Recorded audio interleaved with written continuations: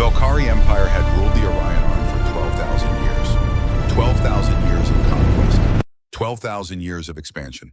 12,000 years of perfect, unbroken dominance. In less than 3 minutes, that dominance would shatter forever.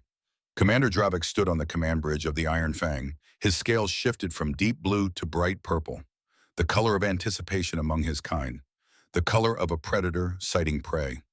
Around him, the bridge hummed with activity. 60 officers worked at their stations. Screens displayed tactical data, sensor readings, energy signatures, the cold mathematics of warfare. 3 ships hung in the void before them: the Iron Fang, the Crimson Dawn, the Shadow's Edge. Each vessel stretched 400 meters from bow to stern. Each carried over 1,000 warriors. Each represented 2 centuries of Valkyrie engineering excellence. And floating ahead of them, small and fragile in the darkness of space, was a human cargo vessel. The ship was called the Autumn Horizon. It measured barely 200 meters in length. Its hull was dull gray metal. Patches of rust-colored oxidation spotted its surface. Large cargo containers clung to its sides like barnacles on a dying whale. The engine signature flickered, weak and inconsistent on Dravik's sensors. Commander Dravik was 450 years old. He had served in the Valkyrie military for 4 centuries. 400 years of victory. 400 years without a single defeat. He had personally overseen the conquest of 9 species. He had commanded fleets that brought entire star systems to their knees. Humans were nothing, a young species. Barely 200 years since they achieved faster-than-light travel. Children playing with technology they barely understood. Lieutenant Kelvin approached from the sensor station. Kelvin was young for a Valkyrie officer, only 38 years old. His scales still held the bright green of youth. His movements carried the energy of ambition, not yet tempered by experience. "Commander," Kelvin said, his voice carried a note of hesitation. "Permission to speak." Dravik did not turn from the view screen. "Granted. Sir, 3 years ago we sent 12 scout ships into human space." Kelvin paused. His scales flickered yellow, the color of uncertainty. "Only one returned." "I am aware of the report, Lieutenant. The surviving crew mentioned defensive anomalies, energy signatures they could not identify. The captain recommended further reconnaissance before engaging human vessels." Now Dravik turned, his 4 eyes focused on the younger officer. Each eye blinked independently, a gesture of dismissal among his people. "The humans have existed in space for 2 centuries, Lieutenant. 2 centuries.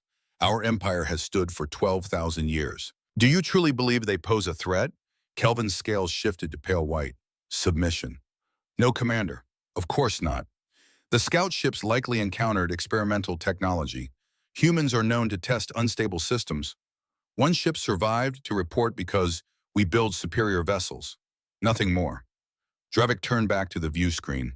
The human cargo ship drifted closer. Its containers rotated slowly on their mounting points. Solar panels extended like broken wings. "Humans are primitives, Lieutenant. They avoid conflict. They prefer trade and diplomacy over strength. They have participated in no major wars in this sector. They are a species of merchants and cowards." Kelvin returned to his station. His scales remained white.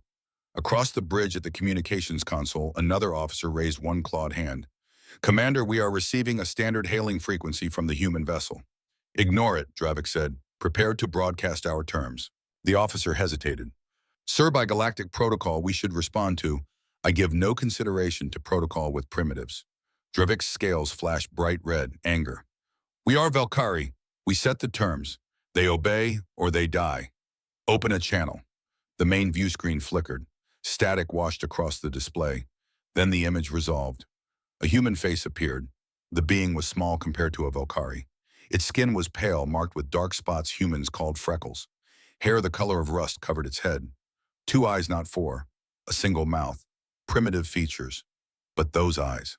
Dravik noted them. They were the color of Earth's oceans. Blue-green. And they held something Dravik did not expect. Not fear, not confusion. Something else. Something that looked almost like patience. "This is the Valkyrie warship Iron Fang," Dravik announced. His translator rendered his words into the human's crude language. "You have entered space under our protection. Your cargo and crew are now subject to inspection and tariff collection. Power down your engines. Prepare to be boarded. Any resistance will result in immediate destruction." The human did not react immediately. The being simply sat there, studying Dravik through the screen. Then the human spoke. The voice was calm, professional, the tone of someone reading a weather report. I understand your position, Commander. However, this region is designated as neutral space under the Galactic Navigation Treaty of 2038-90. Your jurisdiction does not extend to this sector. I'm going to have to ask you to withdraw. Dravik's scales rippled with colors, purple to red to black, amusement to anger to lethal intent. Your charts are incorrect, human. This space belongs to the Valkyrie Dominion. You will comply. Commander of the human said, still calm, still professional. I'm going to give you some information. Please listen carefully. What happens next depends entirely on your choices. Dravik leaned forward. His claws gripped the armrests of his command chair. You are in no position to give me information, primitive. The human ignored the insult. My name is Captain Aldrich Thorne. I command the Autumn Horizon. This is your first warning. Turn your ships around, leave this area, return to Valkyrie space. Do this now and everyone aboard your vessels will live to see another day.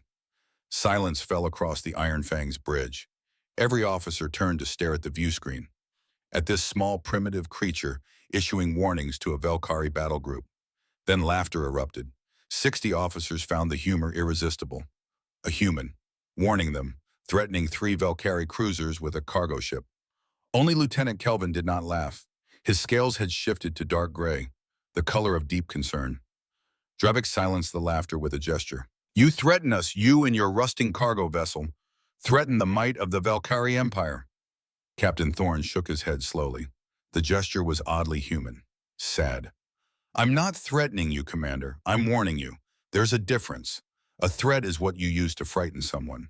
A warning is what you give to someone you're trying to save. Save. Dravik's scales flashed pure crimson now. From what? From you. From the consequences of your own choices. Thorne leaned forward slightly. His blue-green eyes never left the screen. You have 2 options, Commander. Option 1, you withdraw, you leave. You forget this encounter ever happened. Option 2, you attack. And if you attack, the Sentinel Protocol activates. There will be no negotiation after that. No surrender will be accepted. No mercy will be shown. These are your options. Choose wisely. Dravik's claws scraped against metal. Your warnings mean nothing. Your protocols mean nothing. You are alone. We are 3 warships with 3,000 warriors. Your sensor readings show minimal defensive capabilities. Standard point defense systems only. You cannot harm us. That's your second warning, Commander. Thorne's voice remained steady, almost gentle, like a teacher addressing a stubborn student. I've told you what will happen. I've given you a choice. I'm asking you one final time. Please, turn around, leave. Choose life over pride. Third warning acknowledged and dismissed. Dravik rose from his chair. His full height reached nearly 3 meters. His scales shifted to deep black now, the color Valkyrie wore to battle. All ships, target the human vessel. Fire warning shot, aim for their engine section. Show them the price of insulting the Dominion. The weapons officer hesitated. Commander, if they have no shields, a plasma bolt to the engines will fire. The Iron Fang shuddered, its primary plasma cannon discharged. A bolt of superheated energy crossed the space between the ships in less than 2 seconds. It struck the Autumn Horizon along its rear quarter, exactly where Dravik intended. Sparks flew from the impact point. A small fire ignited briefly before vacuum extinguished it. The human ship rocked from the strike. Its containers swayed on their mounting points. Damage assessment, Dravik commanded. The sensor officer studied his console. Minor hull breach in their cargo section. Their engines are still functional. They are, Commander, something is happening. Dravik stared at the view screen. What he saw made his scales drain of all color, shifting to pale white, the color of pure terror among his kind. The Autumn Horizon was changing. Panels along its hull were sliding apart. The cargo containers that had seemed so heavy and awkward were opening, like flowers blooming in accelerated time, like a predator shedding camouflage. Shapes emerged from within the containers. Shapes that gleamed with polished metal. Shapes that looked very much like weapons. Missile tubes, dozens of them, hundreds of them. The rust-colored patches on the hull fell away. Beneath them lay armor plating that reflected starlight like mirrors. The old communication arrays folded back and disappeared. In their place, targeting systems emerged. Advanced systems. Systems that swiveled toward the Valkyrie ships with mechanical precision. What had looked like a dying animal was now very clearly a predator. A predator that had been pretending to sleep. Evasive maneuvers, Dravik screamed. All ships scatter pattern delta, maximum thrust. But it was too late. On the view screen, Captain Thorne had not moved from his chair. His expression had not changed. He simply sat there, watching, waiting. Then he spoke. 3 words, delivered in that same calm, professional tone. Weapons free. Execute. The transformation took 12 seconds. To Commander Dravik, watching from the Iron Fang's bridge, it felt like 12 lifetimes. The autumn horizon had shed its disguise completely now. The cargo vessel was gone. In its place hung a warship. Sleek, deadly, bristling with weapons that glowed with ready heat. But it was the speed that truly terrified Dravik. The human ship had seemed slow before, sluggish. Now it moved like a hunting cat. It accelerated beyond anything a cargo vessel should be capable of. It closed the distance to the Crimson Dawn in 3 seconds. All ships fire, Dravik shouted. Everything, all weapons. The 3 Valkyrie cruisers opened fire. Plasma cannons blazed. Missile batteries launched their payloads. Kinetic railguns hurled tungsten penetrators at relativistic speeds. The void between the ships lit up like a star going nova. Not a single shot reached the autumn horizon. The human ship had shields, not standard deflector shields. Something else. Something that bent space itself. The Valkyrie weapons struck an invisible barrier 300 meters from the human vessel. Energy weapons dispersed into harmless radiation. Missiles detonated prematurely. Kinetic rounds slowed, stopped, and hung frozen in space. Then the human ship returned fire. The missiles were small, barely visible on sensors. But there were hundreds of them. They poured from the autumn horizon like angry insects from a disturbed hive. They moved with impossible speed, weaving, dodging, splitting into submunitions, rejoining into penetrator formations. The Crimson Dawn tried to defend itself, its point defense systems activated. Automated guns tracked the incoming missiles. They fired. They hit some targets. Missiles exploded in brief flashes of light. But for every missile destroyed, 5 more slipped through. The first wave struck the Crimson Dawn's shield generators. The shields held for exactly 1.3 seconds, then collapsed under sustained assault. The second wave hit the armor plating. Valkyrie battle armor, rated to withstand plasma temperatures exceeding 10,000 degrees. The missiles tore through it like paper. The third wave entered the breaches and found the reactor core. Time seemed to stop. Lieutenant Kelvin watched from the Iron Fang's sensor station. He watched the missiles penetrate the Crimson Dawn's reactor compartment. He watched the containment fields destabilize. He watched the reactor go critical. The Crimson Dawn vanished. Not gradually, not in stages. One moment a warship, the next moment a ball of expanding plasma bright enough to hurt the eyes even through filtered view screens. 1,156 Valkyrie warriors. Gone. Just like that. Impossible, Dravik whispered. His scales had lost all color now. Pure white. Shock. This cannot be happening. The Shadow's Edge tried to run. Its captain, a veteran officer named Veskara, had the right instinct. She ordered full power to engines. Her ship lurched forward, trying to escape, trying to reach the minimum distance for a hyperspace jump. For 11 seconds, it seemed like she might succeed. The Shadow's Edge pulled ahead of the missile swarm, gaining distance. Its engines burned at 120% rated capacity. Then the missiles adjusted their course. They were not simple weapons, not fire-and-forget projectiles. They were guided, controlled by computers that tracked their targets with cold precision. They compensated for the Shadow's Edge's acceleration. They plotted intercept vectors. They executed. The Shadow's Edge died screaming, its hull torn apart from stern to bow.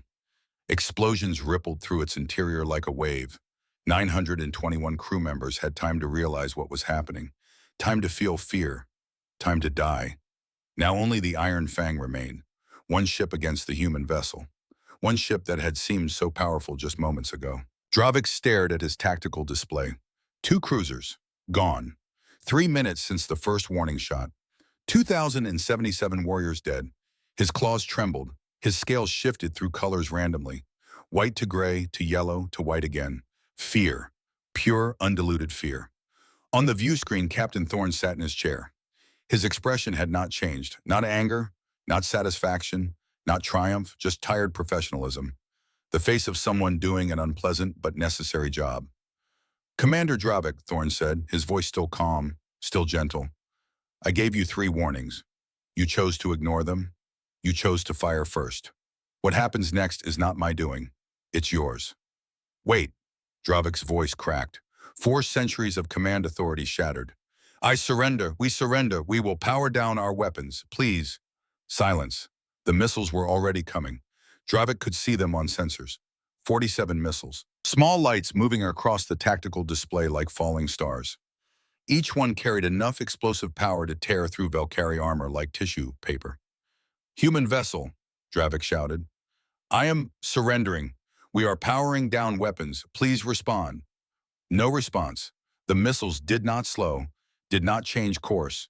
They continued their steady approach toward the Iron Fang with mechanical patience. Why bow? Dravik screamed. We are surrendering. Civilized species accept surrender. Still no answer. Lieutenant Kelvin stood at his station. His scales had turned completely gray now, the color of acceptance, of understanding. He looked at his commander, at the being who had led them here, at the warrior who had doomed them all with pride.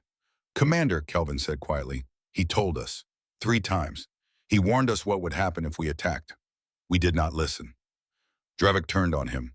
He should accept our surrender. That is the rule. That is how warfare works. Perhaps, Kelvin said, for species like us, species who fight for territory or honor or glory.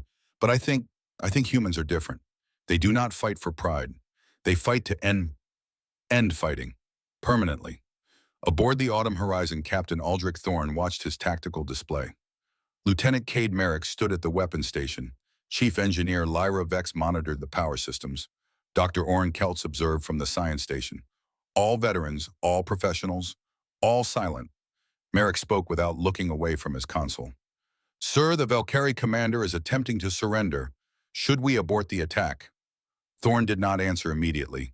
He stared at the display, at the Iron Fang, at the missiles closing in, at the life signs aboard the enemy vessel. Lieutenant Merrick, Thorne said, when did Commander Dravik decide to surrender? Merrick checked his timeline. After we destroyed his other 2 ships, Captain. And before that, what did he do? He fired on us. He demanded our surrender. He ignored your warnings. Thorne nodded slowly. He had 3 chances to walk away. First, when I told him to leave. Second, when I warned him about the Sentinel protocol. Third, when we revealed our capabilities. He only wishes to surrender now because he is losing. Merrick's jaw tightened, but he nodded. I understand, Captain. Thorne leaned back in his chair. His blue-green eyes held something that might have been sadness. There is an old human saying, Lieutenant, you cannot start a fight and then complain about the rules. Commander Dravik started this. He chose the terms of engagement when he fired on our ship. We did not choose these terms. We are simply following them to their conclusion. He paused, then spoke again, softer now, almost too quiet to hear. If we accepted surrender after an attack, what lesson would that teach attack humans? If you win, you win. If you lose, surrender and live.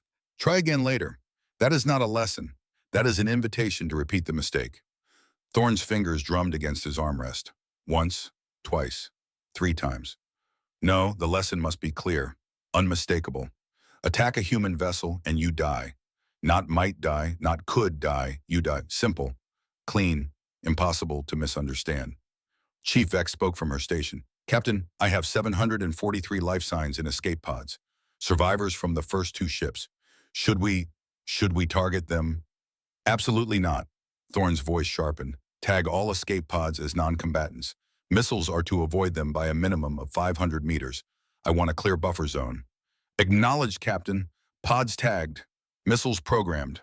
On the view screen, the Iron Fang tried one last desperate maneuver. It fired all thrusters simultaneously, trying to accelerate, trying to turn, trying anything to escape. The missiles adjusted. They tracked the Iron Fang's movements. They compensated for every course change. They closed in. Dravik watched them come. 47 missiles. On his sensors, they looked almost beautiful. Clean trajectories, perfect geometry, mathematical precision. He thought of his clutchmate, his children, his 400-year career, all the victories, all the conquered worlds, all the species who had knelt before him. He thought of the human captain, the calm voice, the patient warnings, the sad eyes. He thought we should have listened. The missiles struck. The Iron Fang was a proud ship. It had served the Valkyrie Dominion for 180 years. It had carried 3 generations of commanders into battle. Its name was written in the histories of 17 conquered worlds.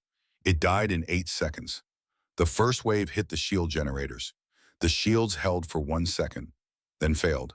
The second wave hit the armor plating, tearing great wounds in the ship's hull. The third wave entered those wounds, found the reactor core, found the containment systems, found the heart of the ship.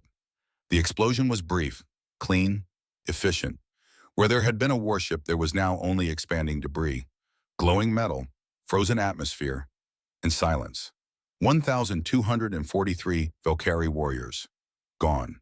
Commander Dravik's final thought in the microsecond before his consciousness ended was a question that would never be answered. Why would they not accept our surrender? But the answer existed, written in human history, written in 10,000 years of warfare against themselves, written in the hard lessons learned through blood and fire and nuclear ash. Because surrender after attack teaches nothing. Because mercy after violence encourages more violence. Because the only way to stop a predator is to make it fear you more than it desires your prey. Humans had learned this lesson the hard way, through countless wars, through near-extinction events, through watching their own civilization nearly collapse 3 separate times. They had learned that kindness without strength was weakness, that forgiveness without consequence was invitation, that peace was not the absence of war, but the result of making war too costly to consider. And now they were teaching this lesson to the galaxy. Aboard the Autumn Horizon, silence held the bridge. No one spoke, no one moved. The weight of what they had done hung in the air like smoke. Finally, Captain Thorne broke the silence. Time from first warning shot to total engagement termination. 2 minutes 43 seconds, Captain, Merrick reported. Casualties. Valkyrie 2090 crew terminated. 743 survivors in escape pods. Our status. Minor hull breach from the warning shot. Repair teams already deployed. Shields at 78%. All weapon systems green. We are combat effective, Captain. Thorne nodded. He pressed a control on his armrest, opening a communication channel. Not to Earth, not to Valkyrie space. To the escape pods floating in the debris field. Valkyrie survivors, he said, his voice carried across space. Into 743 escape pods. Into 743 pairs of ears. This is Captain Aldrich Thorne of the Autumn Horizon. Your commanders chose to attack a human vessel without provocation. They were warned. They ignored those warnings. They fired first. The consequence of that choice is what you see around you. He paused. Let that sink in. Let them look at the debris that had been their ships, their friends, their commanders. You are not my enemies, Thorne continued. You did not choose this fight. Your leaders did. I will not punish you for their mistakes. Rescue vessels are already en route to your position. Estimated arrival 6 hours. You will be provided medical attention, food, water, and shelter. And you will be treated according to the Galactic Convention on Prisoners of War. When the immediate crisis has passed, you will be returned to Valkyrie space. Another pause, longer this time. I want you to remember something, Thorne said. His voice was soft now, almost gentle, but it carried the weight of absolute certainty. Remember what happened here today. Remember that you were warned. Remember that your leaders had every opportunity to choose peace. They chose war instead. This is the result. This is what happens when someone attacks a human vessel. He leaned forward slightly. Go home. Tell your people what you saw. Tell them that humans do not seek conflict. But when conflict comes to us, we end it. Completely. Permanently. Tell them that we will destroy anyone who fires first, and we will save anyone who asks for help. These are simple rules, easy to follow. Choose wisely. The communication cut out. Thorne sat back in his chair. His hands were steady, his face was calm. But in his eyes, if someone looked closely, they might have seen something else. Something that looked almost like grief. Lieutenant Merrick, he said quietly, log the engagement. Full report to Earth Command. Include all tactical data. I want this documented. Aye, Captain. Report filing now. Chief Vex status on rescue operations. 2 support vessels dispatched from Neptune Station. They will reach the survivors in 5 hours, 52 minutes. Medical teams are standing by. Good. Thorne stood. His joints ached. 42 years old. 22 years of military service. 6 years commanding a Sentinel vessel. This would be his 15th engagement. Each one felt heavier than the last. He walked to the view screen, stared out at the debris field, at the escape pods, at the expanding clouds of frozen atmosphere and shattered metal. 2,090 lives ended in less than 3 minutes because a commander was too proud to listen, too arrogant to believe a warning, too certain of his own superiority to consider that he might be wrong. Captain Dr. Keltz approached quietly. "Are you all right?" Thorne did not turn. "I killed 2,090 beings today, Doctor. I will never be all right with that, but I am at peace with it. There is a difference. They attacked us first." "Yes, they did, and that is why they died. Not because I hate them, not because I wanted them dead, but because the rules must be clear. Attack us and die. No exceptions, no second chances, no negotiation after the first shot is fired." Keltz nodded slowly. "You think it will work? You think the galaxy will learn?" Thorne finally turned, looked at his science officer. "They will learn, Doctor, because we will teach them, again and again if necessary, until the lesson is so clear, so obvious, so undeniable that even the most arrogant species understands. You do not attack humans, ever." He returned to his chair, settled into it. "Resume course to Neptune Station, standard speed. I want to be there when the survivors arrive. I want to look them in the eye. I want them to see that I am not a monster. Just a man who follows rules. Their rules. The ones their commander chose when he fired that first shot." The autumn horizon turned away from the debris field. Its engines glowed soft blue. It accelerated, leaving behind the wreckage of 3 Volcari cruisers and the lesson written in their destruction. Across the sector, sensors had detected the engagement. Automated beacons had recorded everything. Within hours, the data would spread to Volcari High Command, to other species, to every corner of the Orion Arm. The message would be clear. Humans had arrived, and they played by different rules. Attack them, and you died. Help them, and they helped you. Leave them alone, and they left you alone. 3 simple rules, 3 outcomes. Nothing complicated, nothing hidden. The galaxy was about to learn what those rules meant. And for some, like the 743 survivors floating in their escape pods, watching the human ship disappear into the distance, the lesson had already begun. Lieutenant Kelvin sat in his pod. His scales were gray, the color of mourning, the color of understanding. He had watched Commander Dravik die, had watched 2,000 warriors die, had watched 3 proud warships reduced to debris in less than 3 minutes. But he had also heard Captain Thorne's words, had heard the promise of rescue, had heard the offer of mercy to those who had left the battlefield. The humans were not monsters. They were not cruel.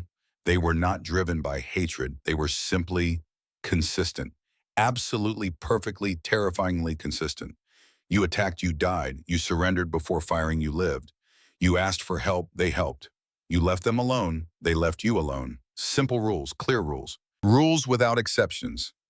Kelvin looked out through his pod's small viewport, at the debris field, at his dead commander's ship, at the human vessel growing smaller in the distance. He thought, we were fools.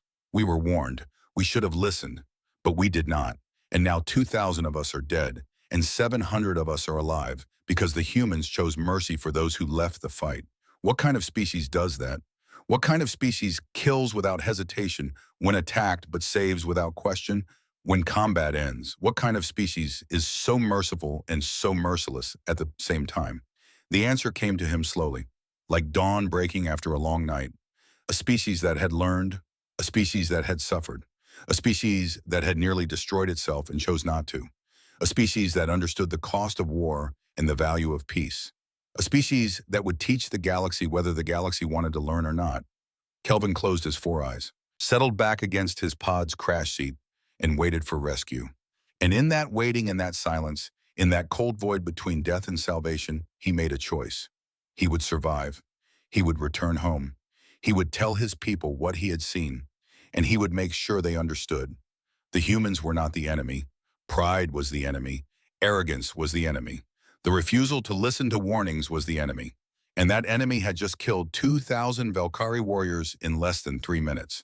The lesson was written in blood and fire and frozen corpses. Now it remained to be seen whether the Volcari Empire would learn it, or whether they, like Commander Dravik, would let pride lead them to destruction. The answer to that question would determine the fate of not just the Volcari, but of every species in the Orion Arm. The age of easy conquest was over. The age of the Sentinel Protocol had begun. 6 hours after the bow, Captain Aldrich Thorne stood in the cargo bay of the Autumn Horizon. The bay had been converted into a temporary medical facility. White partitions divided the space into treatment areas. Medical equipment hummed softly. The air smelled of antiseptic and recycled oxygen. 743 Valkyrie survivors sat or lay throughout the bay. Some nursed minor injuries, burns from emergency pod ejections, broken limbs from rough evacuations. Most were simply in shock, staring at nothing, processing what they had witnessed. Thorne walked among them slowly. His boots made soft sounds against the metal deck plating. His uniform was clean now. He had showered, changed, removed the physical marks of combat, but his eyes carried the weight of what he had done. A young Valkyrie male watched him approach. The alien's scales were pale gray, the color of grief among his kind. One arm hung in a sling, a medical patch covered burns along his neck. Thorne recognized him from the sensor logs. Lieutenant Kelvin, the officer who had tried to warn Commander Dravik, the one whose scales had turned yellow with uncertainty when his commander dismissed the reports of missing scout ships. Lieutenant Kelvin, Thorne said quietly. He stopped a respectful distance away. Not threatening, not looming, simply present. Kelvin's four eyes blinked in sequence, a gesture of acknowledgement. Captain Thorne, how are you being treated? Your doctors are competent, professional. Kelvin's translator rendered his words into English. The voice carried exhaustion. They have shown us more kindness than we deserve. You deserve medical care, Lieutenant. You are not combatants anymore. You are survivors. There is a difference. Kelvin's scales shifted slightly, darker gray now. 2,090 of my people are dead. Because of me. No, Thorne's voice was firm. Because of Commander Dravik's choices. You tried to warn him. I heard you on our recordings. You advised caution. He dismissed you. I should have tried harder, should have insisted. Thorne pulled over a storage crate, sat down on it, bringing himself to Kelvin's eye level. Lieutenant, I have learned one thing above all others. You cannot save people from their own pride. Commander Dravik had every piece of information he needed. The missing scouts, my 3 warnings, our revealed capabilities. He chose to ignore all of it. That is on him, not you. Kelvin was silent for a long moment. His scales cycled through colors, gray to white to pale blue, grief to fear to something that might have been acceptance. Why did you not kill us? He finally asked. In our pods. We were helpless.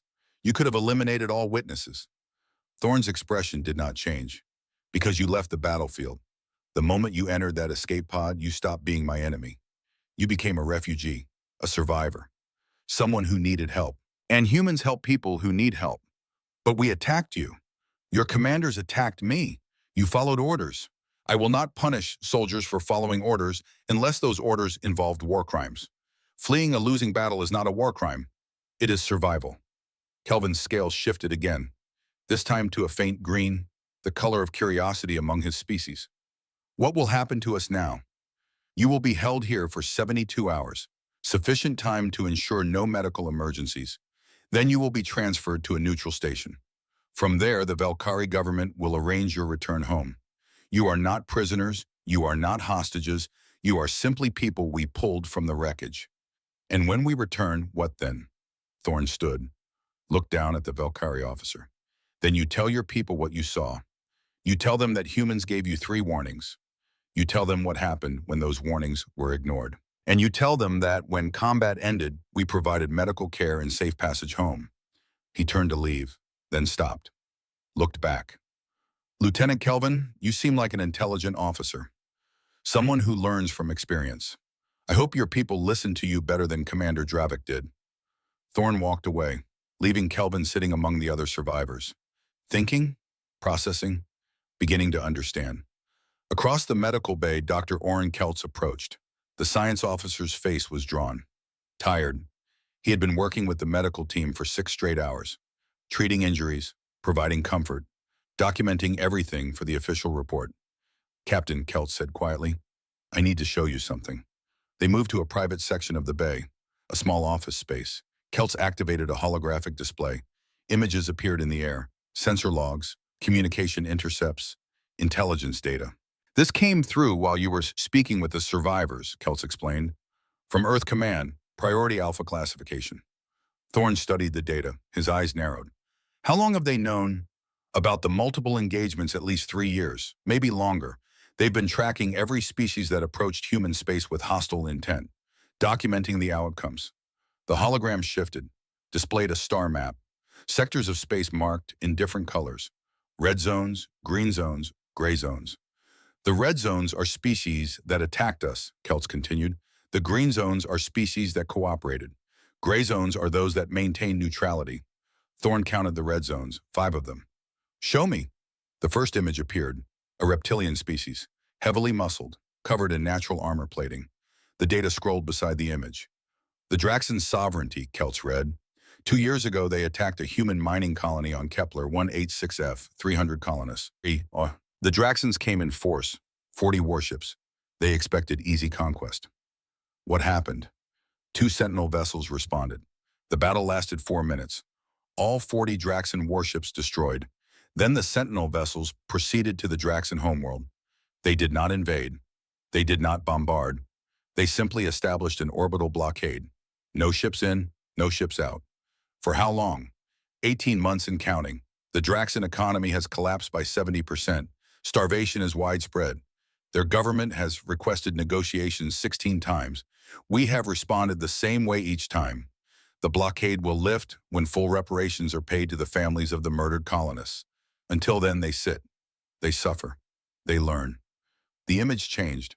A different species, insectoid, composed of metallic segments, glowing with internal energy. The Synthera Collective, Kelt said. Artificial intelligence hive mind. They attempted to hack our communication networks, thought they could infiltrate our systems, take control of our infrastructure. I remember hearing about this. Last year, correct, they succeeded in penetrating our outer security layers, got deep into our networks, started mapping our systems. Kelts paused. Then they found what we wanted them to find, a trap, a virus designed specifically for distributed AI consciousness. It did not destroy them. That would have been mercy. It shut them down, completely. Every ship, every station, every drone. How long? 3 weeks. 3 weeks of total darkness. When we finally reactivated them, their entire civilization had regressed. No space travel, no advanced computation. They have spent the last year rebuilding basic infrastructure. It will take them a century to recover their previous capability. 3 more species followed, each one a lesson in consequences. The Korvath Reavers, pirates who raided human trade routes. Their bases were found, destroyed. Their ships hunted across 200 systems. They existed now only as scattered refugees, begging for sanctuary from the very species they had once preyed upon. The pattern was clear, brutal, undeniable.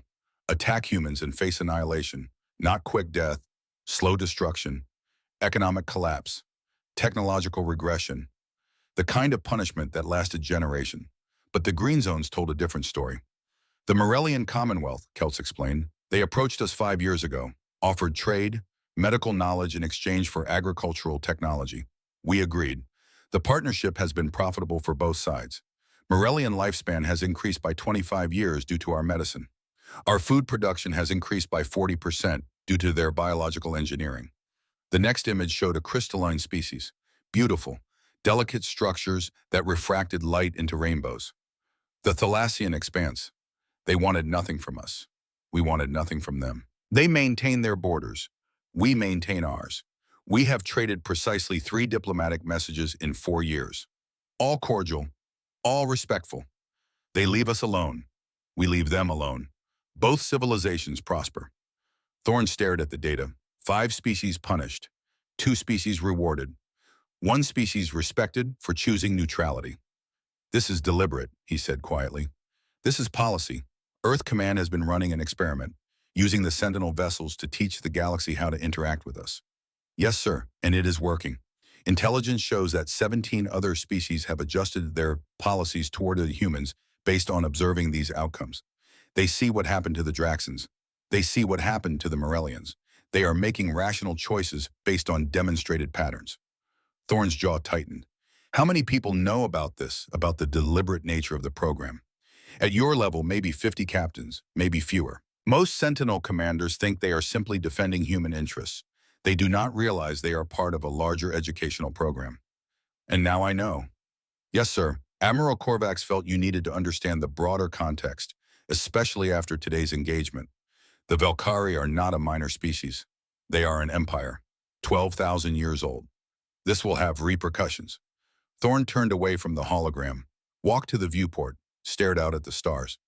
So I am not just a captain. I am a teacher. And today's lesson cost 2,000 lives. Yes, sir. And you think that is acceptable? You think that is justified? Kelts hesitated, then spoke carefully. Think, Captain, that teaching through demonstration is more effective than teaching through words. Words can be dismissed, ignored, misinterpreted. But actions, results, those cannot be argued with. The Draxans learned not to attack human colonies. The Synthera learned not to hack our systems. And today the Valkyrie learned not to fire on our ships. At what cost? At exactly the cost required to make the lesson permanent. Sir, I have studied human history. I specialized in pre-spaceflight conflict studies. Do you know how many people died in Earth's 20th century wars? Over 100 million. And why? Because we kept trying to solve problems through force. We kept believing that overwhelming violence would bring lasting peace. It never did. Violence only brought more violence. Kelts moved to stand beside Thorne at the viewport. But what we are doing now, this is different. We are not conquering. We are not enslaving. We are not seeking dominance. We are simply teaching one lesson over and over until the entire galaxy understands. Those who attack us die. Those who help us prosper. Those who ignore us remain sovereign. 3 simple rules. And every species that learns these rules becomes safer, more peaceful, more rational. Thorne's reflection stared back at him from the viewport glass. Gray hair at the temples, lines around the eyes, the face of a man who had killed 2,000 beings and would carry that weight forever. I hope you are right, Doctor, he said quietly. I hope 2,000 deaths today prevent 2 million deaths tomorrow. Because if you are wrong, if this experiment fails, then I am nothing more than a murderer with a uniform and a justification. You are not a murderer, sir. You are a soldier following lawful orders in defense of human space. The Draxans probably say the same thing about their warriors. The Synthera probably justified their hacking as defensive reconnaissance. Commander Dravik probably believed he was protecting Valkyrie interests. Everyone has justifications, Doctor. The question is whether our justifications are actually better than theirs, or if we have just become very good at rationalizing necessary evils. Kelts had no answer to that. They stood together in silence, 2 men staring at stars, wondering if they were heroes or villains, teachers or executioners. The answer Thorne suspected depended on who was writing the history. 300 light years away in the Grand Council chamber of the Valkyrie homeworld, silence held the room. Matriarch Thesara sat at the head of the council table. Her scales had faded to pale gray. 850 years old. She had seen empires rise. She had seen empires fall. She had warned against this, had counseled caution, had been ignored. Now she watched the combat footage for the 3rd time.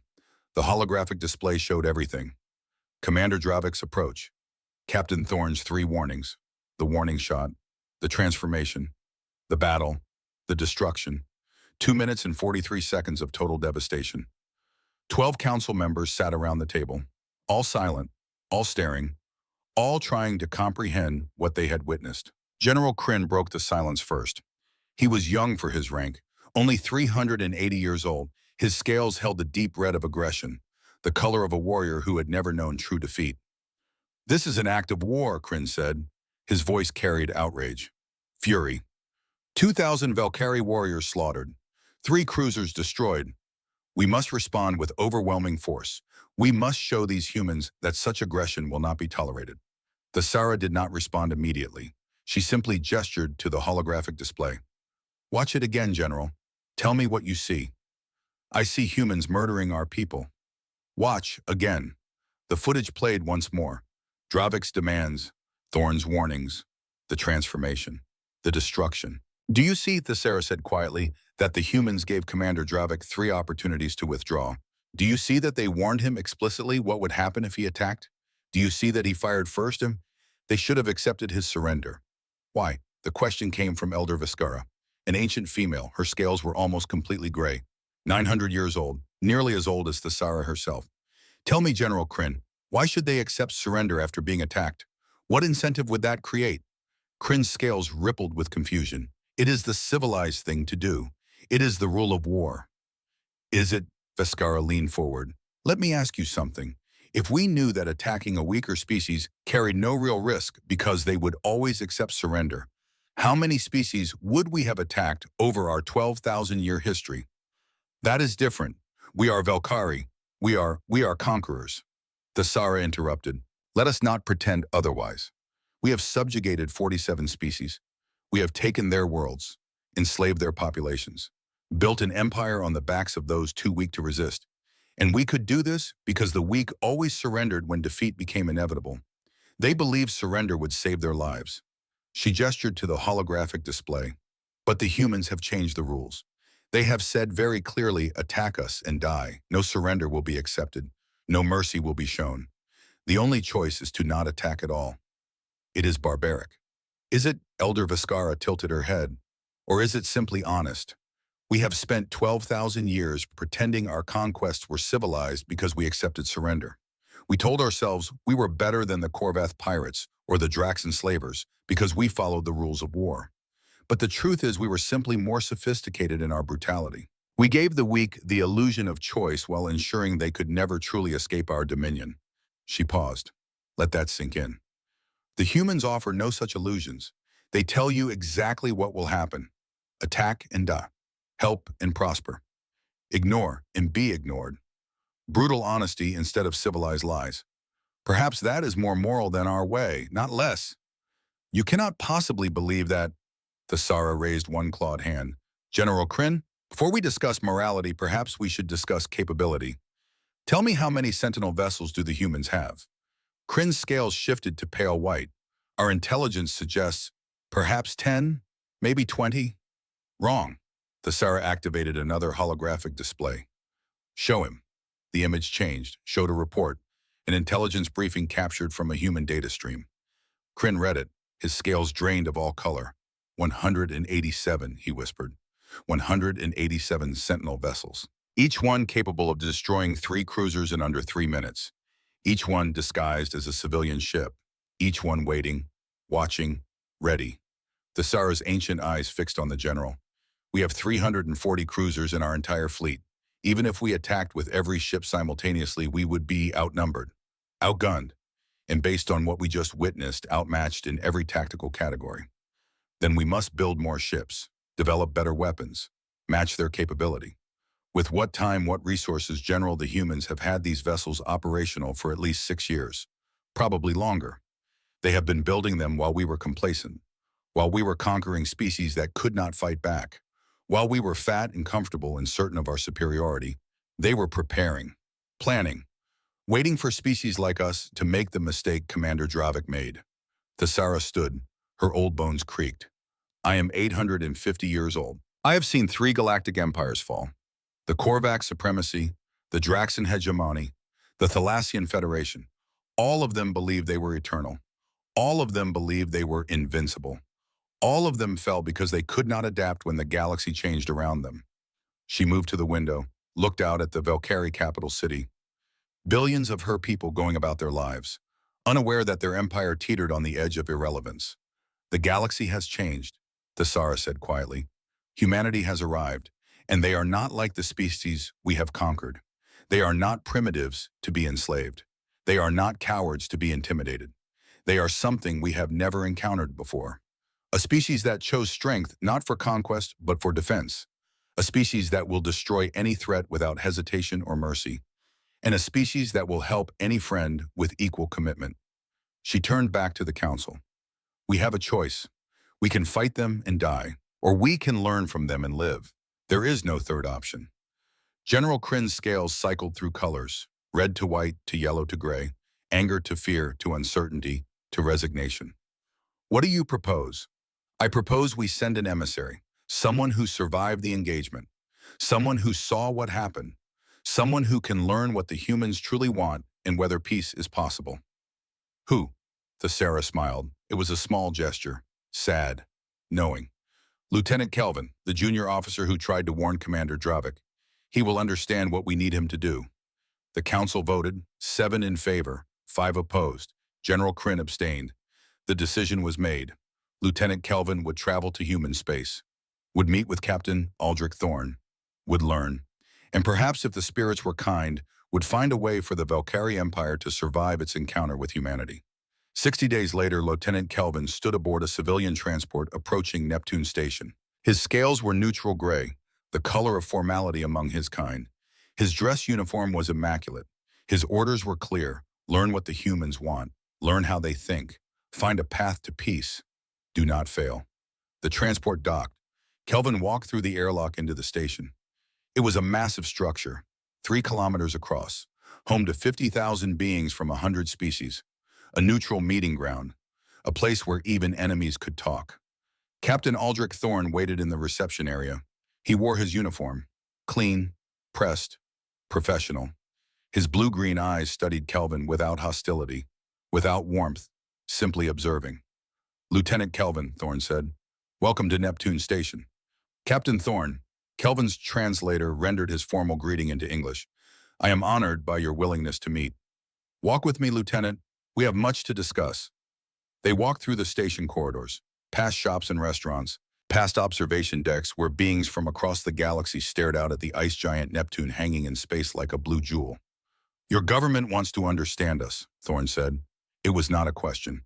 They want to know if peace is possible, if we can be reasoned with, if there is a way to avoid more engagements like the one that killed Commander Dravik. "Yes, Captain, that is correct."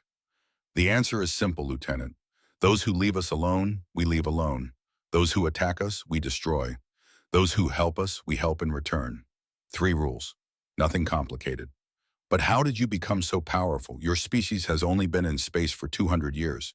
We have been expanding for 12,000 years. How is it possible that you possess technology so far beyond ours?" Thorne stopped walking, turned to face Kelvin directly. "Would you like the truth, Lieutenant? The whole truth, or would you prefer comfortable lies?" Kelvin's scales shifted to dark blue, the color of determination. "Truth, Captain. No matter how uncomfortable. Then come with me. There is something you need to see." They took a transport pod to the military section of the station. Security checkpoints, biometric scans, armed guards. Kelvin noticed that every guard was human. No mixed species here. This was a place of secrets. They entered a restricted conference room. The walls were lined with display screens. Thorne activated the central holographic projector. An image appeared. Ancient, beautiful, terrible. A structure, massive beyond comprehension. It floated in space like a monument to a forgotten god. Kilometers long, studded with weapons, glowing with internal power. "This," Thorne said quietly, "is what we found 50 years ago on a dead world in the Kepler 442 system. One of 12 identical structures. We call them the Titans. The beings who built them called themselves the architects." Kelvin stared. His 4 eyes could not process what they were seeing. How old is this? 50,000 years, give or take a millennium. The architects were ancient when the Valkyrie Empire was young. They had technology we still do not fully understand. They had power we can barely imagine. And they built these 12 structures for one purpose. Thorne paused. To fight something that wanted to consume the entire galaxy. The hologram shifted, showed different images, ruins, archaeological sites, translation matrices. Slowly, painfully, the story emerged. The architects had detected something, an entity, a force, moving through the galaxy like a wildfire, consuming everything, planets, stars, entire civilizations. They called it the Void, the Galaxy Eater, the end of all things. The architects built the Titans to fight it, weapons beyond comprehension, power beyond measure. They prepared for 200 years, built vast fortifications, evacuated billions to safe zones, and then they died. Not in battle with the Void. The Void simply stopped, collapsed, disappeared. No one knew why. No one ever found out. The architects died waiting for an enemy that never came. "We found their ruins 50 years ago," Thorne continued. "A human exploration team, looking for habitable worlds. They found a graveyard instead. The architects' final cities, their ships, their weapons, and the 12 Titans. Still functional, still waiting, still ready for a battle that had ended 50,000 years ago." Kelvin's mind reeled. "And you took them." "We studied them for 3 years, trying to understand what they were, what they could do. We ran simulations, tests, assessments. And we realized we had found something terrifying: the power to destroy entire solar systems, the power to reshape the galaxy, the power to become gods or monsters. Thorn deactivated the hologram. The ancient images faded. So we debated. For 5 years, Earth's leadership argued about what to do. Some wanted to use the Titans to conquer, to establish human dominance, to ensure no species could ever threaten us. Some wanted to destroy them. Too dangerous, too much power. We would become the very thing we feared. And the third faction suggested a middle path. Use the architect technology, but not the Titans themselves. Study their sensors, their shields, their energy systems. Integrate that knowledge into human ships. Build a defensive fleet. Make ourselves too dangerous to attack, but never use that power for conquest. Be strong enough that war becomes too costly to wage against us, but not so strong that we become tempted to use that strength for evil. Thorn sat down, gestured for Kelvin to do the same. The vote was close: 7 in favor of the defensive plan, 5 in favor of destruction, 0 in favor of conquest, thankfully. And so we built the Sentinel program, 187 ships, each one using modified architect technology, each one crewed by people who understood the mission. Not to conquer, not to dominate, but to teach. Teach. Yes, Lieutenant, teach. We studied 10,000 years of human history. We learned one simple truth: species respond to incentives. If you make war profitable, you get more war. If you make peace profitable, you get more peace. So we created a system of perfect incentives. Thorn leaned forward. Those who attack us die. No exceptions. No surrender accepted. Death. Absolute and final. Those who help us prosper. Trade, technology, medicine, alliance, mutual benefit. Those who ignore us, we ignore. Complete sovereignty. No interference. 3 options. 3 outcomes. Clear, simple, predictable. Kelvin's scales shifted through multiple colors. Processing, understanding. You are teaching the galaxy through fear and reward. Yes, and it is working. 17 species have changed their policies toward us based on observing outcomes. Species that might have attacked us decided not to. Species that feared us learned we could be trusted. Species that ignored us found we kept our word about non-interference. The system works because it is consistent, because we never break the rules, because every species gets exactly what they choose. And the Titans, the originals. Thorn's expression grew distant. They orbit Earth, all 12 of them. Inactive, dormant, guarded. We have never activated them. Not once in 50 years, because activating them would mean something has gone so catastrophically wrong that we need to destroy solar systems. We hope that day never comes. Silence filled the room. Kelvin sat with this knowledge. This terrible, wonderful, horrifying knowledge. Humans had found God weapons and chose not to use them. Had found power beyond measure and chose restraint. Had found the ability to conquer the galaxy and chose instead to simply defend their corner of it. Your people are terrifying, Kelvin finally said. Amazed. Yes, Thorn agreed. We terrify ourselves sometimes. But also admirable. You could have conquered us, all of us. The Valkyrie, the Draxans, everyone. You could have ruled the galaxy. We could have. We chose not to, because we studied our own history and learned what happens when power goes unchecked. We destroyed ourselves 3 times. Nuclear war in the 21st century, bioweapon plague in the 22nd, AI uprising in the 23rd. Each time we barely survived. Each time we learned the same lesson. Unlimited power corrupts. Restraint is strength. The most dangerous being in the universe is not the one who can destroy everything. It is the one who can destroy everything and chooses not to. Thorn stood, walked to the viewport. Neptune hung in the distance. Beautiful, cold, indifferent to the dramas of temporary beings. Tell your matriarch, Thorn said quietly. Tell your council, tell your empire. We do not want war. We do not want conquest. We want to be left alone to build our civilization in peace. But if anyone attacks us, they will face the full weight of architect technology wielded by a species that spent 10,000 years perfecting the art of war against itself. We will not hesitate. We will not show mercy to attackers. We will end threats permanently. He turned back to Kelvin. But also tell them this: if they choose peace, we will honor it. If they choose trade, we will be fair partners. If they choose to help us, we will help them in return. The choice is entirely theirs. We are not their enemies unless they make us their enemies. Do you understand? Kelvin's scales had settled on a deep green, the color of profound respect among his kind. I understand, Captain. I will convey your message. And I will recommend that the Valkyrie Empire choose peace, because I have seen what the alternative costs. 2,000 of my people paid that price. I do not wish to see 2 million pay it. Thorn nodded, extended his hand, the human gesture of greeting and farewell. Kelvin had studied the custom, reached out with his own clawed hand. They shook. Two warriors from different species, different worlds, different philosophies, but finding common ground in the shared desire for survival. Safe travels, Lieutenant Kelvin. I hope the next time we meet it will be as friends. As do I, Captain Thorn, as do I. Kelvin departed Neptune Station 6 hours later. His transport accelerated toward Valkyrie space, toward home, toward the council that waited for his report. He carried with him the truth about the architects, about the titans, about the choice humanity had made 50 years ago to become guardians instead of conquerors.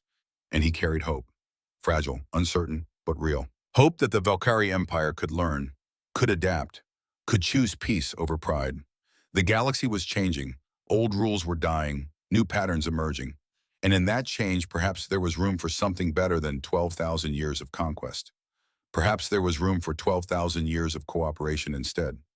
Lieutenant Kelvin looked out at the stars and allowed himself to believe it was possible. Behind him on Neptune Station, Captain Aldrich Thorn returned to the autumn horizon. His ship, his command, his burden. He sat in his quarters, alone, staring at a photograph on his desk. Earth, blue and white and beautiful. Home. He thought about the choice his grandparents' generation had made, to use architect technology for defense instead of conquest, to teach through demonstration instead of words, to build a system of perfect incentives that made peace more profitable than war. It was working. He could see it working. 17 species had changed their behavior. The Valkyrie were negotiating. The galaxy was learning. But the cost, always the cost. The Draxans blockaded. The Synthera shut down. The Korvath scattered. And today 2,000 Valkyrie dead. How many more would die before the lesson was complete? How many more species would choose pride over survival? How many more times would he have to give 3 warnings and watch them be ignored? Thorn closed his eyes. Carried the weight, the burden of being the teacher who taught through death. But he also remembered the Morellians. Their lifespan extended through cooperation. The Thalassians, prospering in peaceful neutrality. The countless lives saved by teaching potential attackers to choose differently. The math was simple. Thousands dead to save millions. A brutal calculus, but necessary. Thorn opened his eyes, looked at Earth, made a promise to that beautiful blue world. I will carry this weight. I will teach this lesson. I will be the monster that prevents monsters. I will kill when necessary and spare when possible. I will be consistent, honest, brutal when attacked, kind when asked, fair when ignored. And I will hope that someday the lesson will be learned completely, that every species will understand, that peace will become the only logical choice. Until that day, I stand watch. I am the sentinel. And the protocol continues. 1 year had passed since the engagement at coordinates Delta 79. 1 year since Commander Dravik fired on the autumn horizon. 1 year since 2,090 Valkyrie warriors died learning a lesson their empire would never forget. The galaxy had changed in that year, changed in ways both subtle and profound. Lieutenant Kelvin was no longer a lieutenant. He wore the rank insignia of an admiral now. Chief Human Valkyrie Liaison Officer, the youngest admiral in Valkyrie history. Appointed not for military victories, but for something the Valkyrie Empire had rarely valued before, the ability to learn from defeat. He stood in the Grand Council chamber on the Valkyrie homeworld. Before him sat Matriarch Thesara and the 11 other council members. Behind him on a massive holographic display hung a star map of the Orion Arm. 18 sectors glowed green. 18 species, all members of what was now called the Galactic Defense Alliance, a fancy name for a simple concept. Species who had chosen to cooperate with humanity rather than fight them. The economic data is clear, Kelvin said. His translator rendered his words into the various languages of the council members. Alliance GDP has increased by 35%. Trade volume is up 42%. Conflicts between member species have decreased by 90%. Piracy has been reduced by 98%. Elder Viscara leaned forward, 900 years old now.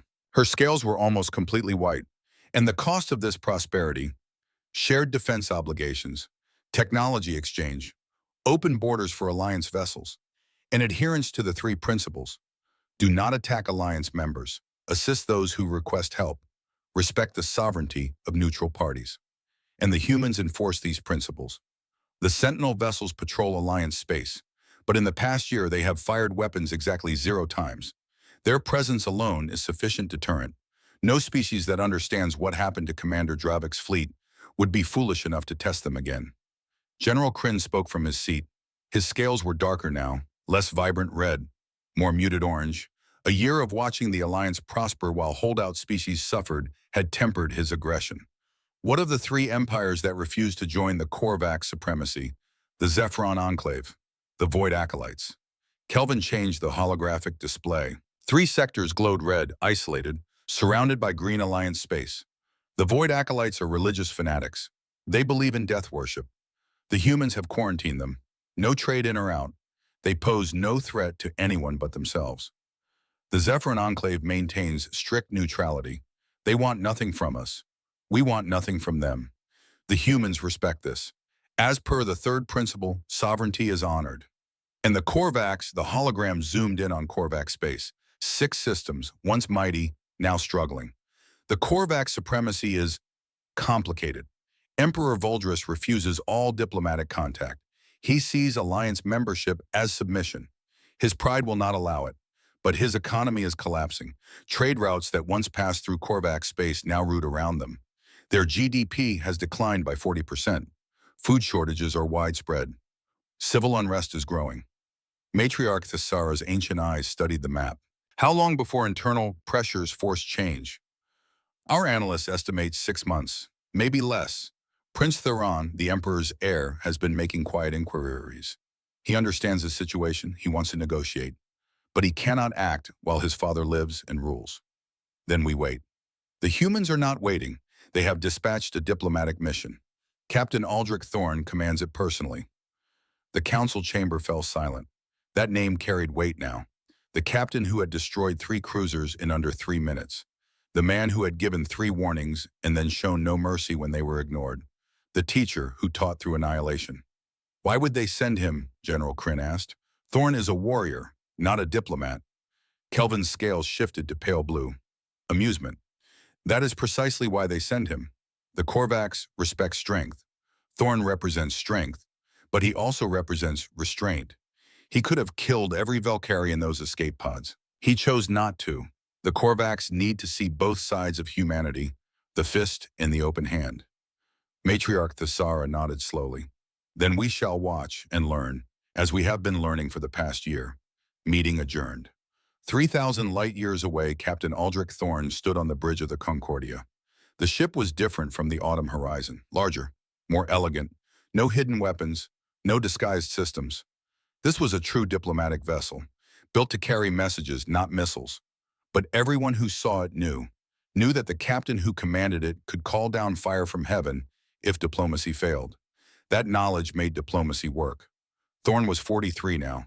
One more year. One more ring of gray in his hair, one more layer of lines around his eyes. 23 years of service, 7 years commanding Sentinel vessels, 15 engagements total, but also 7 species brought into the Alliance through his actions. 14 trade agreements signed because people chose cooperation over conflict. An estimated 200,000 lives saved by teaching potential attackers to make better choices. The mathematics of necessary evil. The burden of being the monster that prevented monsters. Lieutenant Cade Merrick approached from the tactical station. 33 now, he had served under Thorne for 7 years. Trusted, competent, professional. Captain, we are approaching Korvax space. Their defense grid is tracking us. No hostile action, just watching. Acknowledged. Maintain course. Standard speed. No aggressive maneuvers. We are here to talk, not fight. Chief Engineer Lyra Vex checked her console. 39 now. More gray in her dark hair. More confidence in her movements. All systems green, Captain. Shields on standby. Weapons powered down as ordered. Diplomatic protocols only, Chief. If the Korvax want war, they will have to fire first. And they know what happens to those who fire first on human vessels. The Concordia crossed into Korvax space. 6 cruisers moved to intercept, not attacking, simply establishing presence, making a statement. This is our territory. You are permitted here, but watched. Thorne opened a communication channel. Korvax vessels, this is Captain Aldrich Thorne of the diplomatic ship Concordia. We come in peace. We request permission to approach your homeworld for negotiations with Emperor Voldris. Silence for 10 seconds, 20, 30, then a response. The voice was harsh, guttural, translated through multiple layers of alien linguistics. Human vessel, you are not welcome in Korvax space. The Emperor does not negotiate with those who threaten galactic stability. Thorne's expression did not change. We threaten no one who does not threaten us first.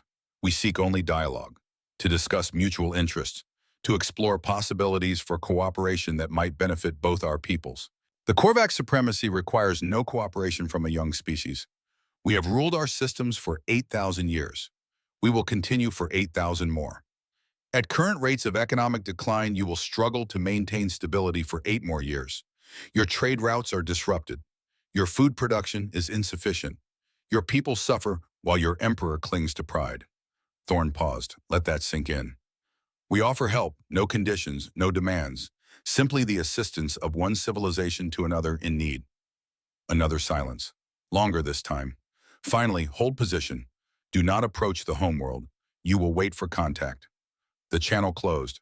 Merrick looked at Thorne. Think they will negotiate? Eventually, pride is expensive, hunger is persuasive.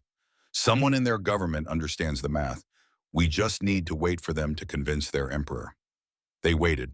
The Concordia held position at the edge of Korvax space. Days passed. Thorne used the time productively, reviewing intelligence reports, studying Korvax culture, understanding their history, their values, their fears. The Korvax supremacy had been powerful once, very powerful, an empire that spanned 50 systems at its height. They had conquered through superior tactics, better training, disciplined military forces. For 8,000 years, they had been the dominant force in their region. But dominance breeds complacency. Complacency breeds stagnation. And stagnation breeds decline. The Korvax had not innovated in 1,000 years, had not adapted to changing galactic dynamics, had believed their ancient glory would sustain them forever. Now they paid the price for that belief. On the 5th day, a message arrived, not from the Emperor, from Prince Theron, the heir, the one who understood that pride was a luxury his people could no longer afford. The holographic display activated. A Korvax face appeared.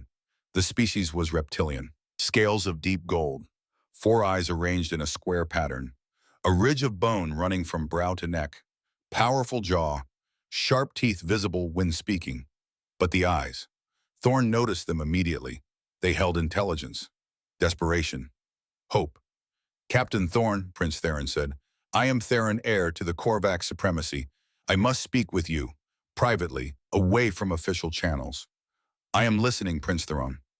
My father, Emperor Voldris, will not negotiate. He sees alliance membership as submission to a younger species. His pride will not allow it. He would rather watch our people to starve than admit that the galaxy has changed around us. I understand. Pride is a difficult thing to surrender. But I cannot watch my people suffer for my father's pride. Our food production is down 60%. We import 90% of our grain. The alliance trade routes bypass our space. Ships that once stopped at our ports now avoid us. Our economy is collapsing. Children are hungry. The elderly are dying. This cannot continue.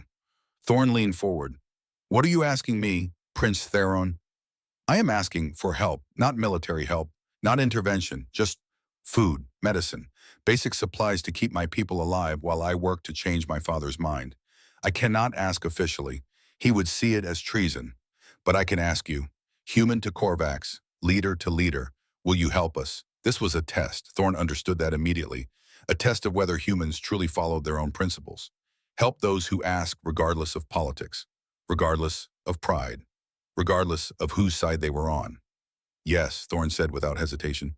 We will help. How much do you need? Theron's eyes widened.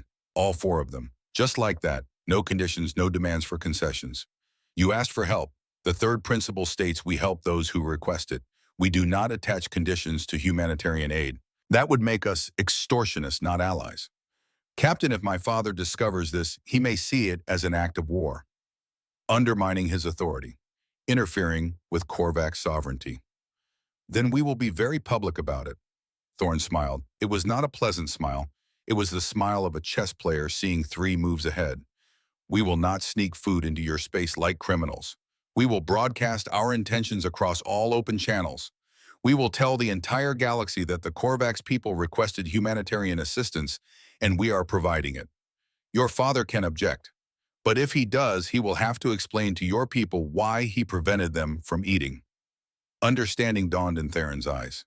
You are forcing his hand, making him choose between pride and the welfare of his people. I am giving your people a choice.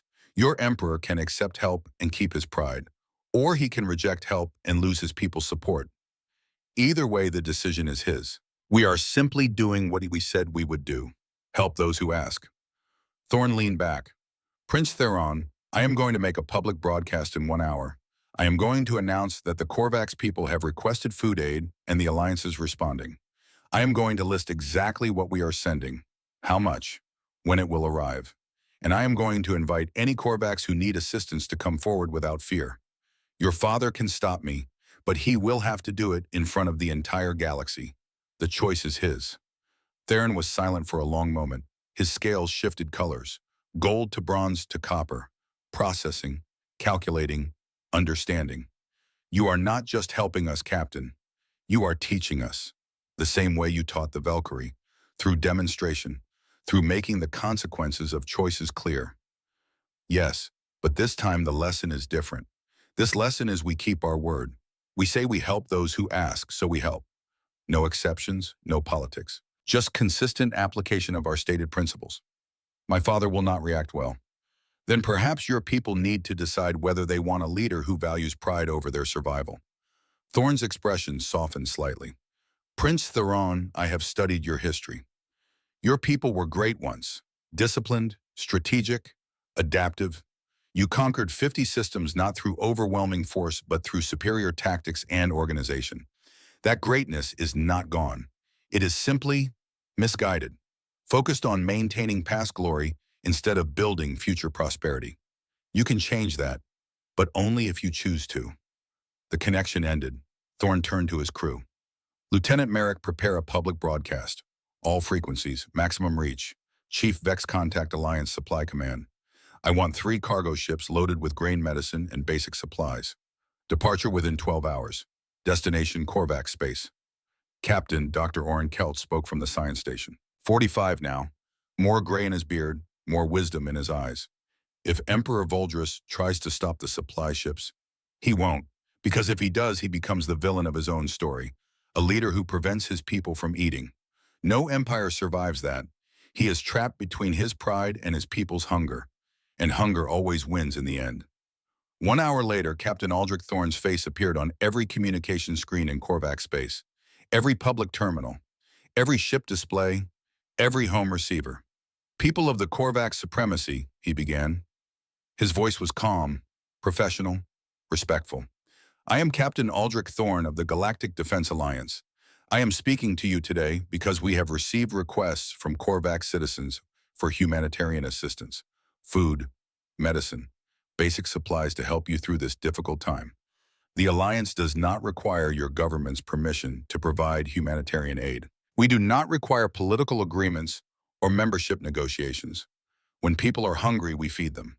When people are sick, we heal them. This is not politics. This is simply what civilized beings do for one another. 3 Alliance cargo ships will arrive at the edge of Korvax space in 72 hours.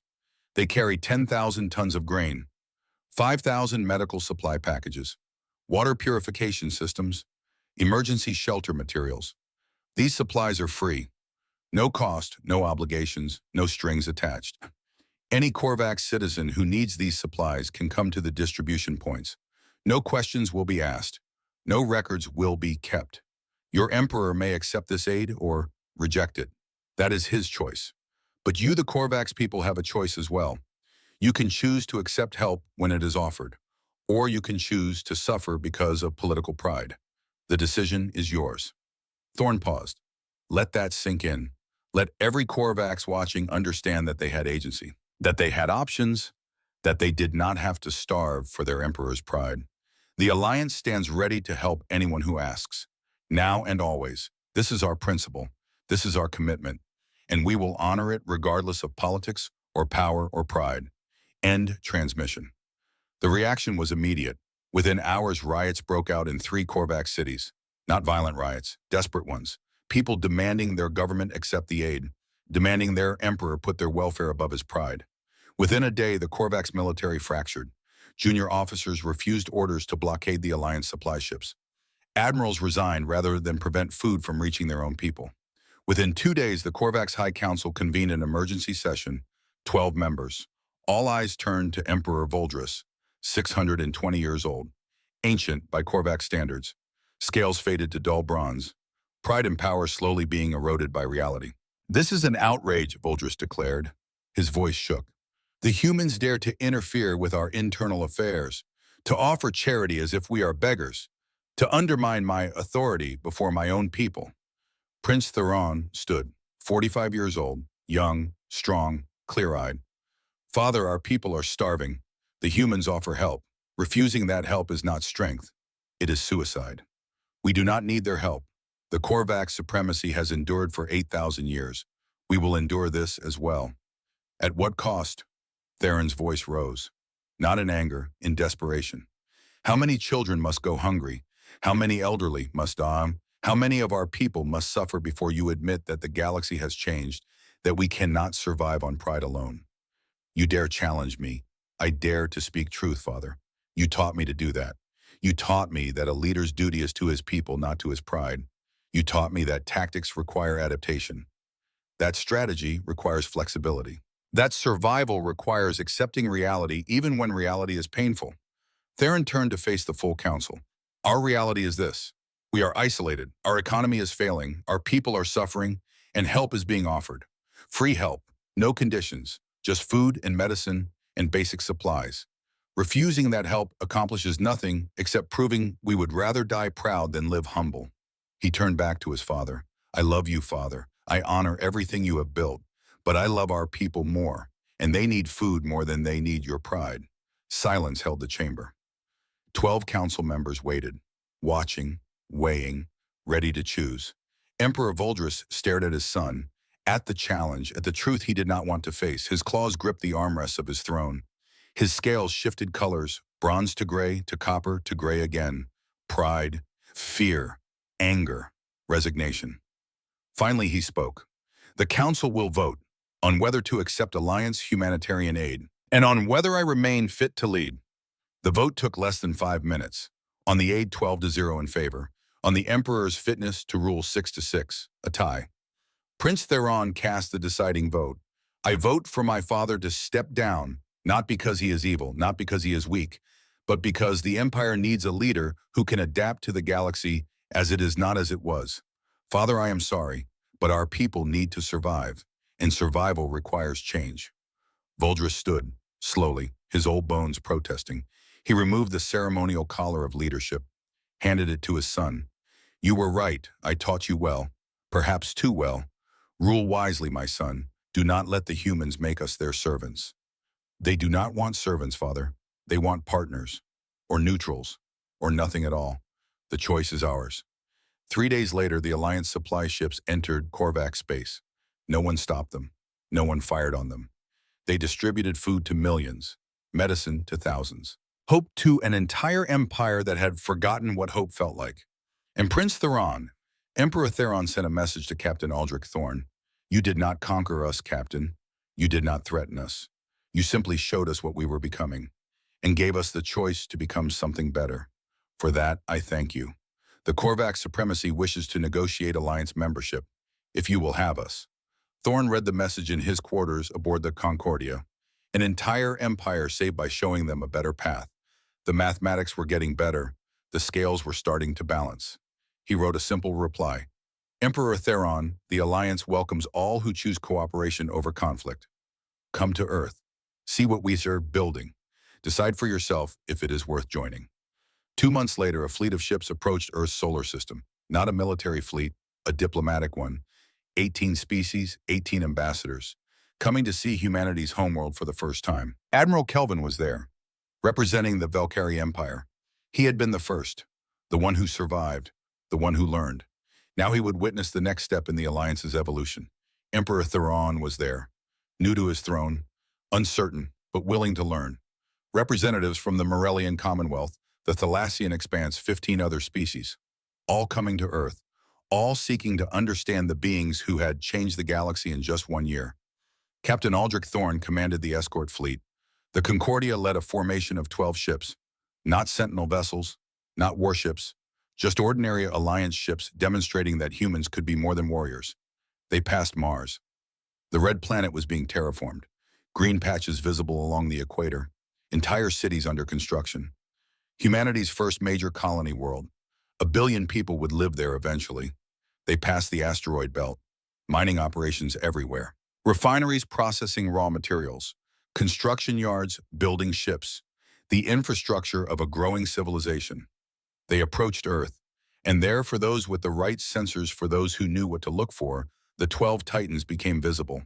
Massive structures in high orbit, each one kilometers long, each one glowing faintly with internal power, each one dormant, waiting, ready. Admiral Kelvin saw them first. His scales drained to white. Captain Thorne, those structures in orbit, are they? Yes, Admiral. Those are the Titans, the architect weapons we discovered 50 years ago. All 12 of them. Inactive, guarded, never deployed. Emperor Theron's voice came over the communication channel. How much power do they hold? Enough to destroy solar systems. Enough to reshape the galaxy. Enough to make us wishes in my ushered monsters. Thorne paused. They have been in orbit for 50 years. We have never activated them. Not once. Because using them would mean something has gone catastrophically wrong. The diplomatic fleet fell silent, staring at the Titans, understanding perhaps for the first time the true scope of human restraint. The weapons were there, available, ready. But humanity chose not to use them, chose to build a defensive fleet instead, chose to teach through smaller demonstrations, chose restraint over domination. You could rule the galaxy, Kelvin whispered. Yes, Thorne agreed. We could. We choose not to, because ruling through fear would make us tyrants. And 10,000 years of human history taught us what happens to tyrants. They fall, always. We prefer to lead through example, to teach through demonstration, to earn cooperation rather than demand submission. The fleet descended to Earth, not to a military base, not to a space station, to Geneva, Switzerland, ground level, walking on the actual surface of the human homeworld, a gesture of profound trust. Fleet Admiral Sienna Korvax was there to greet them. 65 years old, silver hair pulled back severely, face marked with lines earned through 40 years of command. She wore her uniform, clean, pressed, professional, every centimeter a leader. Welcome to Earth, she said simply. Welcome into our home. We invite you here not as subordinates but as equals, partners in building something better than 12,000 years of conquest and domination, partners in proving that cooperation is stronger than conflict. The ceremony was held in the same hall where centuries before humans had signed treaties ending wars, the same hall where they had negotiated peace after near destroying themselves. The symbolism was intentional. 18 species, 18 signatures. The Galactic Concordat, a simple document with simple principles. Article 1, attack any Alliance member and face collective defense. Article 2, requested aid and receive unconditional assistance. Article 3, remain neutral and have sovereignty respected completely. Article 4, technology, shared only for peaceful purposes. The vote was unanimous. 18 species choosing cooperation, choosing to learn from humanity's example, choosing the harder path of partnership over the easier path of conquest. Captain Aldrich Thorne stood at the back of the hall, watching, not speaking. This was not his moment.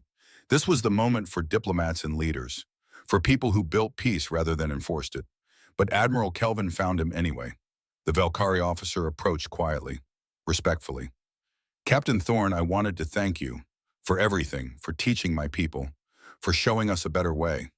Thorne turned, studied the Admiral, saw the young lieutenant who had tried to warn Commander Dravik, the survivor who had chosen to learn instead of seeking revenge, the leader who had helped guide the Valkyrie Empire away from pride and toward pragmatism. You taught yourself, Admiral. I just provided the demonstration. You chose to learn from it. That choice was yours, not mine. Still, without you, 2,000 of my people would not have died. But also without you, 2 million more might have fought in subsequent conflicts. The mathematics are difficult. Yes, Thorne agreed. They are. Emperor Theron joined them, young, uncertain, but committed. Captain Thorne, I have a question. What happens now? We have signed the treaty. We have joined the alliance. But what does that mean for my people, for all our peoples? Thorne considered the question. It means you have made a choice to build rather than conquer, to trade rather than raid, to cooperate rather than dominate. It means you have access to alliance trade networks, technology exchange, mutual defense. It means you are no longer alone in the galaxy. You have partners, allies, friends. The ceremony concluded. The treaty was signed. The 18 species began the process of integration, trade agreements, technology exchanges, cultural programs, the slow, difficult work of building trust across species that had never trusted before. Admiral Korvax approached Thorne as the diplomats dispersed. Captain, well done, bringing the Korvax into the alliance without firing a shot. That is the kind of victory we need more of. Thank you, Admiral. Though I did not bring them in, I simply showed them the consequences of their choices and let them decide. Emperor Theron brought himself in. Modest as always, Captain, but we both know your role was critical. Korvax paused. I have new orders for you. The Council wants you to address the assembled species, to speak about what the Alliance means, what we are trying to build. They want to hear from the man who has enforced the principles, who has demonstrated what happens when they are violated. Thorne's expression tightened. Admiral, I am not a politician. I am not a speaker. I am a soldier who follows orders and kills people who attack us. That is not someone who should be giving inspirational speeches. That is precisely why you should give the speech, Captain. Because you understand the cost. Because you carry the weight. Because you are not a politician promising easy solutions. You are a warrior who knows that peace requires strength, and that strength requires sacrifice. Thorne looked out the window, at Earth, at the planet that had nearly destroyed itself 3 times and somehow chose survival each time, at the home of a species that had learned the hard way that unlimited power corrupts and restraint is strength. Very well, Admiral. I will speak. The hall was silent when Captain Aldrich Thorne walked to the podium. 18 species, hundreds of representatives, all watching, all waiting. He looked out at them, saw Admiral Kelvin's green scales, saw Emperor Theron's hopeful expression, saw beings from across the galaxy who had chosen cooperation over conflict. My name is Aldrich Thorne, he began. I am 43 years old. I have served in the military for 23 years. I have commanded Sentinel vessels for 7 years. In that time, I have killed 7,392 beings who chose to attack human vessels despite clear warnings. The silence deepened. No one had expected him to start with that. I remember every number. I carry every death. I will carry them for the rest of my life, because that is the price of being the teacher who teaches through annihilation. That is the burden of enforcing the principles we have all agreed to follow. He paused. But I also carry another number, 200,000. That is the estimated number of lives saved by teaching potential attackers to make different choices. Species that saw what happened to those who attacked us and decided cooperation was a better path. People who are alive today because the lesson was taught clearly and consistently. This is the mathematics we live with, the brutal calculus of necessary evil. Kill thousands to save millions. Destroy ships to preserve peace. Be the monster that prevents monsters. Thorne's blue-green eyes swept across the assembly. But here is the truth that matters most. We did not want this role. Humanity did not seek to become the galaxy's teacher. We did not desire to enforce principles through violence. We wanted to be left alone to build our civilization in peace, to explore the stars, to discover new things, to grow and learn and become better than we were. But the galaxy did not allow that. The Draxans attacked our colonies. The Synthara hacked our systems. The Korvath raided our trade routes. The Velkari fired on our ships. Again and again we were attacked by species who saw our preference for peace as weakness, who thought they could take from us without consequence. So we adapted. We found ancient weapons. We debated for years what to do with them. And we chose a middle path. Build a defensive fleet. Make ourselves too dangerous to attack. But never use that power for conquest. Be strong enough that war becomes unthinkable. but restrained enough that we never become the threat we defended against. He leaned forward. This is what the alliance represents, not human dominance, not conquest disguised as cooperation, but a simple bargain. Follow three principles and thrive. Attack alliance members and face destruction. Request help and receive it. Maintain neutrality and have it honored. Three rules.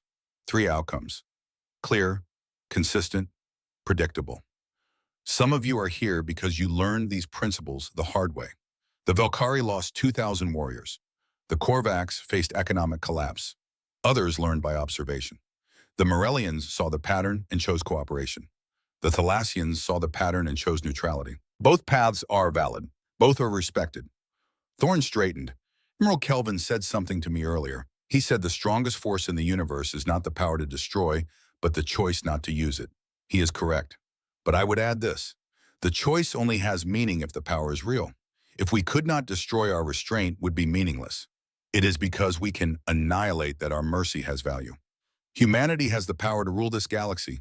The 12 titans you saw in orbit could reshape star systems, could enforce absolute dominance, could make us gods or tyrants. We have chosen neither. We have chosen to be teachers instead, partners instead, equals instead. This choice is not easy. It requires constant vigilance, constant restraint, constant reminder that power corrupts and absolute power corrupts absolutely. We must always remember that the moment we use the titans for conquest, we become the very thing we built them to defend against. We become the monsters, the destroyers, the end of civilization. So we choose differently every day, every engagement, every decision. We choose restraint. We choose proportional response. We choose to teach rather than conquer. And we hope that the galaxy learns, that species see the pattern and make rational choices. That cooperation becomes more profitable than conflict. Thorne's voice softened. You are here because you chose to learn, because you saw the pattern and made the logical decision, because you valued survival over pride, prosperity over dominance, partnership over conquest. For that choice, I thank you. On behalf of humanity and the Alliance, I thank you for choosing the harder path, the path of cooperation, the path of mutual respect, the path of peace. But I must also warn you, this path requires commitment, requires sacrifice, requires accepting that sometimes pride must be surrendered for survival, that sometimes old ways must change to accommodate new realities, that sometimes we must adapt or die. The galaxy is changing. Old empires are fading. New partnerships are forming. Species that once conquered are now cooperating. Species that once feared each other are now trading. This is not weakness. This is evolution. This is adaptation. This is survival. And perhaps if we are wise, if we are committed, if we are strong enough to choose restraint over domination, this is also hope. Hope that the next 12,000 years will be better than the last 12,000. Hope that our children will inherit a galaxy of cooperation rather than conquest. Hope that peace is not just the absence of war, but the presence of something better, something worth building, something worth protecting. Thorne stepped back from the podium. The Sentinel Protocol stands. Those who attack us die. Those who help us prosper. Those who leave us alone remain sovereign. 3 rules. Clear. Consistent, eternal. This is our promise to the galaxy, and we will keep it, now and always. The silence held for 3 heartbeats. Then Admiral Kelvin stood. His scales shifted to brilliant green, the color of deep respect. He began to applaud, a human gesture. Adopted, honored. Emperor Theron stood, joined the applause. One by one, all 18 species rose, all applauding, all acknowledging the truth of what had been said, the burden carried, the choices made, the path forward. Captain Aldrich Thorne stood at the podium, 43 years old, the weight of being the monster that prevented monsters, but also perhaps the beginning of something better, something that might justify the terrible cost. He looked out at the assembled species, at the representatives of 18 civilizations choosing cooperation, at the future being built one difficult choice at a time. And for the first time in 7 years, he allowed himself to hope. The ceremony ended, the treaty was signed, the Alliance continued its work, and in Earth orbit, the 12 Titans remained dormant, waiting, ready, but unused. The galaxy's most powerful weapons, humanity's ultimate insurance policy, but also hopefully weapons that would never need to be used, because the lesson had been taught, the pattern established, the choice made clear. Captain Aldrich Thorne returned to the Concordia, sat in his quarters, stared at Earth through the viewport. The mathematics were balancing. The hope was growing. Perhaps someday the burden would lighten. Perhaps the monster could retire. Perhaps the warrior could finally lay down his arms. Someday, but not today. Today the Sentinel Protocol stood. Today the watch continued. Today the galaxy learned. And tomorrow perhaps the future would be brighter than the past. That hope, fragile and uncertain as it was enough. Because sometimes hope is all you need to build a better world.